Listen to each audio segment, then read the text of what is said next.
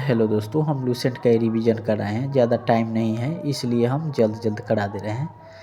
तो यहाँ पे देखिएगा राक्षस विवाह, ये आपका 19 नंबर लेसन हो रहा है। लूसेंट का चैप्टर वाइज हो रहा है। राक्षस विवाह आपको पराजित राजा की कन्या तथा अपहरण की गई कन्या के साथ विवाह था। राक्षस विवाह 50 विवाह था। सोई हुई अवस्था में कन्या को गुमराह कर, मानसिक रूप से अवस्था कन्या को गुमराह कर उसके साथ किया गया विवाह था। तो 50 विवाह हो जाता था। राक्षस पराजित राजा की कन्या अपहरण की गई कन्या के साथ विवाह। आप एक बार स्क्रीनशॉट मार के देख लीजिएगा। 3 ऋण में शामिल नहीं है, तो मातु ऋण नहीं है, बाकी ऋषि ऋण, पितु ऋण और देव ऋण है। 3 ऋण में शामिल नहीं है मातु ऋण। ऋग्वैदिक काल में संबंधित मृत्यु भान संस्कृति है गिरवनी मृत्यु भान संस्कृति। ऋग्वैदिक काल में संबंधित मृत्यु भान संस्कृति है गिरवनी मृत्यु भान संस्कृति। यहाँ उत्तर वैदिक काल से संबंधित मृत्यु भान संस्कृति है चित्रित धूसर मृत्यु भान संस्कृति। उत्तर वैदिक काल में संबंधित मृत्यु भान संस्कृति है चित्रित धूसर मृत्यु भान संस्कृति। हरियाणा प्रांत में चित्रित धूसर मृत्यु भांड स्थल किस स्थान हाल में किए गए उत्खननों से प्रकाश आया है? तब भगवानपुर से। हरियाणा के प्रांत में चित्रित धूसर मृत्यु भांड स्थल किस स्थान से हाल ही में किए गए उत्खननों से प्रकाश में आया है? तब भगवानपुर।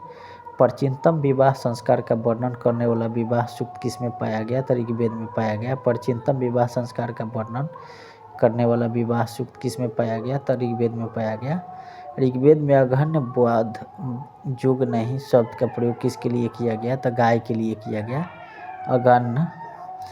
उसके बाद संग्रहितु कोषाध्यक्ष था, भागदूत क्रय संग्रह करता था, छत्ती छतरी पासे के खेल में राजा का सहायक था, अक्षवाप था प्रतिहारी राजा प्रसाद का संरक्षक था। तो यहाँ संग्रहितु कोषाध्यक्ष था, भागदूत था, कर संग्रह करता था, छत्ता छतरी था पासे के खेल में राजा का सहायक, अक्षवाप था प्रतिहारी राजा प्रसाद का सहायक था। उसके बाद रीत प्राकृतिक संतुलन स्थापित करने के कारण किस वैदिक देवता को ऋतंबे गोप कहा गया? तो अरुण को कहा गया। प्राकृतिक संतुलन स्थापित करने के कारण किस वैदिक देवता को ऋतंबे गोप कहा गया? तो अरुण को कहा गया। निम्नलिखित में से कौन सा मूलतः जल या समुद्र का देवता था? तो अरुण था। निम्नलिखित में से कौन सा मूलतः जल या समुद्र का देवता था? तो अरुण था। तीनों क्रमोपगों में तीनों लोग को माप लेने के कारण किसे उपक्रम कहा गया? तो विष्णु को कहा गया। उसके बाद सुमेलित यहाँ करना है, तो सुमेलित देख लीजिएगा स्क्रीनशॉट मार के।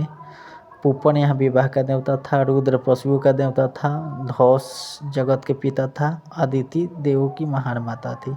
अदिति देवों की महान माता थी, धौस जगत के पिता था, रुद्र पशुओं का देवता था, पूपन विवाह का देवता था। अपने हिसाब से देख लीजिएगा। यहाँ मनुस्मृति मुख्यतः संबंधित है समाज व्यवस्था से है। मनुस्मृति मुख्यतः संबंधित है समाज व्यवस्था से है। उसके बाद यहाँ पे गायत्री मंत्र की रचना किसने की थी? विश्वामित्र ने की थी। उसके बाद यहाँ पे अवेस्ता ऋग्वेद में समानता है। अवेस्ता किस क्षेत्र से संबंधित है? तो ईरान से है। अवेस्ता ऋग्वेद से में समानता है। अवेस्ता किस क्षेत्र से संबंधित है? ईरान से है। निम्न में से कौन सा एक ऋग्वैदिक आर्यों की लाक्षणिक विशेषता नहीं है? तो वे लोहे के उपयोग से परिचित थे। निम्न में से कौन सा ऋग्वैदिक आर्यों की लाक्षणिक विशेषता नहीं है? तो वे लोहे के उपयोग से अपरिचित थे। तो ऋग्वैदिक में लोहा के उपयोग नहीं होता था। यहाँ पे देख लीजिएगा। ऋग्वेद में लिखित में से किन नदियों का उल्लेख अफगानिस्तान के साथ आर्य संबंध सूचक है? तो कुंभा कुमु। ऋग्वेद में लिखित में से किन नदियों का उल्लेख अफगानिस्तान के साथ आर्यों के संबंध का सूचक है? तो कुंभा कुमु। उसके बाद यहाँ पे देख लीजिएगा।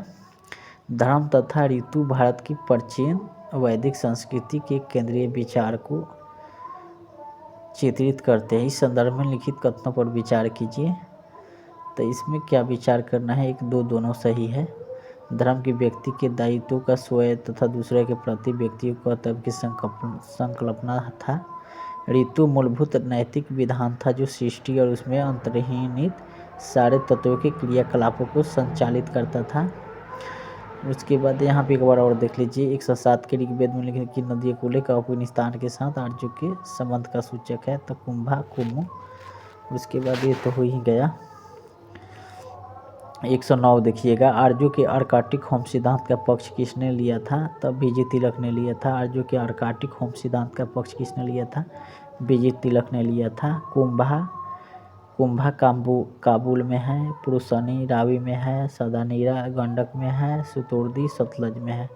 तो सतुर्दी सतलज में है, सदानीरा गंडक में है, पुरुषनी रावी में है, कुंभा काबुल में है। तो कुंभा काबुल, पुरुषनी रावी, सदानीरा गंडक, सुतुर्दी सतलज। तो ऐसे याद कर लीजिएगा, ऐसे बार बार देखने से याद हो जाता है। ऋग्वेद में सूक्त की संख्या है 1028 है, मंडल 10 मंडल है, ऋचाएँ 10,462 है। तो ऐसे याद रख लीजिएगा। उसके बाद पूर्व वैदिक आर्यों का धर्म प्रमुखतः था प्राकृतिक पूजा और यज्ञ से था। पूर्व वैदिक आर्यों का धर्म मुख्यतः था प्राकृतिक पूजा और यज्ञ था। निम्नलिखित में से किसे भारतीय परमाणुवाद का जनक कहा जाता है? तो महर्षि कणाद को। निम्नलिखित में से किसे भारतीय परमाणुवाद का जनक कहा जाता है? तो महर्षि कणाद को। शतपथ ब्राह्मण से संबंधित राजा विदेह माधव से संबंधित ऋषि थे, तब ऋषि गौतम रहुगण थे। शतपथ ब्राह्मण से संबंधित राजा विदेह माधव से संबंधित ऋषि थे, तो ऋषि गौतम रहुगण थे।